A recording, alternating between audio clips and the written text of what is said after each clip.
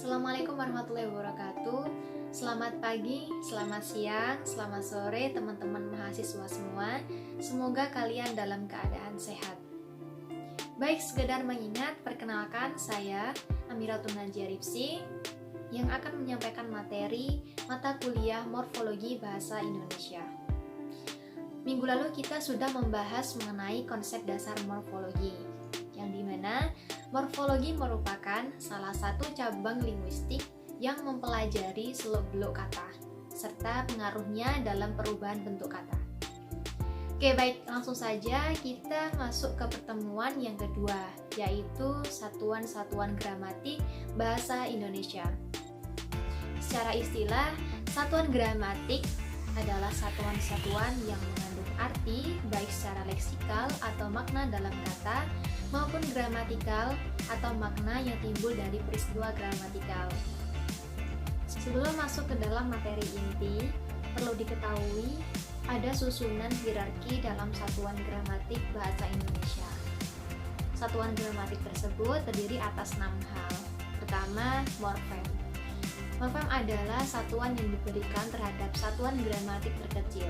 Misalnya dari November, morfemen, morfemdi, morfempen. Kedua, kata. Kata yaitu satuan bebas terkecil baik secara fonologik maupun gramatik. Kata dalam satuan fonologik ini dibagi menjadi dua, yaitu berdasarkan suku kata dan jumlah fonem. Contoh kata berdasarkan suku kata yaitu dari kata berjalan, terdiri atas 3 suku kata, ber, ja, dan lan. Sedangkan kata berdasarkan jumlah fonem dari kata berjalan tadi terdiri atas 8 fonem, yaitu B, E, R, J, K, L, A, N. Adapun kata secara gramatikal yaitu terdiri dari satu atau beberapa morfem. Misalnya kata berjalan tadi terdiri atas 2 morfem, yaitu morfem ber dan morfem jalan. Ketiga, frasa. Frasa adalah kelompok kata. Contohnya, sudah pergi, akan makan, pulang pagi, makan sore, dan sebagainya. Keempat, klausa. Klausa adalah kelompok kata yang setidaknya memiliki subjek dan predikat.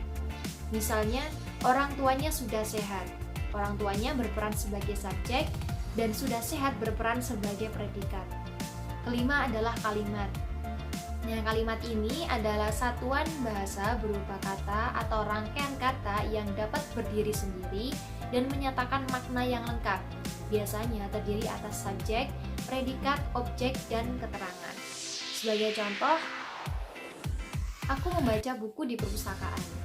Aku sebagai subjek, membaca sebagai predikat, buku sebagai objek, dan di perpustakaan sebagai keterangan tempat.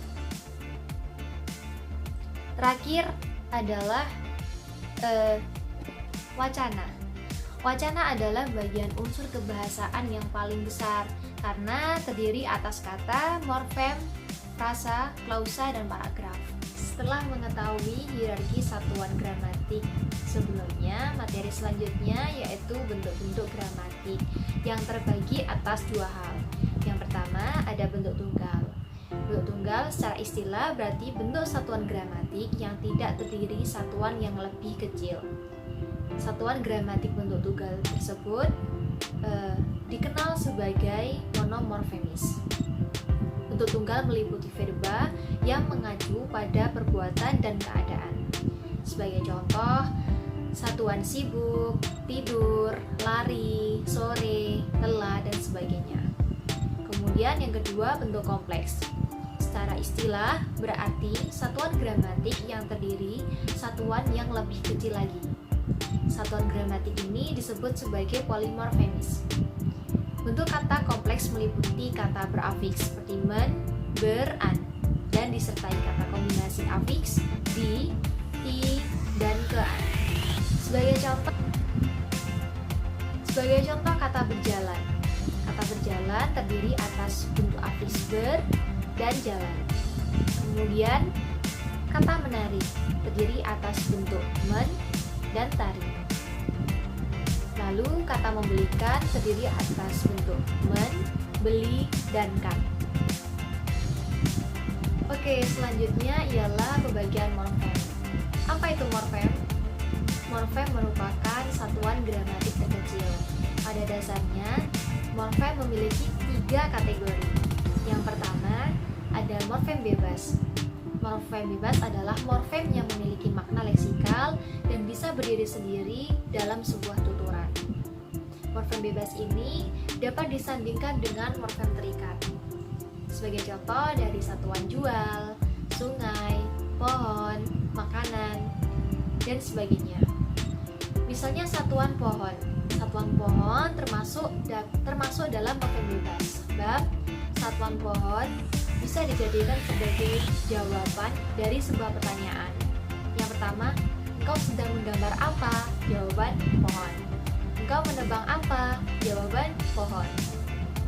Kedua, morfem terikat. Morfem terikat adalah morfem yang tidak memiliki makna leksikal, tidak bisa berdiri sendiri, sehingga tergantung dan terikat pada morfem lain. Morfem terikat ini terdiri atas semua jenis afiks seperti ber, ter, men, kan, an. Untuk itu, afiks tidak dapat berdiri sendiri dalam tuturan biasa, melainkan selalu terikat pada satuan lain. Misalnya, morfem terikat pada satuan jual yang menjadi menjual, penjual, berjualan, dijual, dan sebagainya. Satuan-satuan yang semacam itu selalu terikat pada satuan lain, di antaranya seperti men, pen, ber, di, ter, per, kan, peran, dan sebagainya. Terakhir yaitu morfem setengah bebas. Morfem setengah bebas ini memiliki makna leksikal, dapat berdiri sendiri, tetapi keberadaannya bergantung pada morfem lain. Artinya, meskipun morfem setengah bebas ini pada dasarnya dapat berdiri sendiri, tetapi maknanya tidak dapat diartikan. Contoh dari morfem setengah bebas ini adalah pada kata pada, dari, tentang, sebab, karena, walaupun, meskipun, dan sebagainya. Mungkin itu saja yang dapat saya sampaikan untuk pertemuan minggu ini. Jika ada pertanyaan, nanti saya buka kolom diskusi di aula atau langsung saja disampaikan di grup WhatsApp ya teman-teman. Jangan lupa untuk presensi di Hebat e-learning dan baca kembali materi minggu lalu dan materi pertemuan selanjutnya. Terima kasih atas perhatiannya. Wassalamualaikum.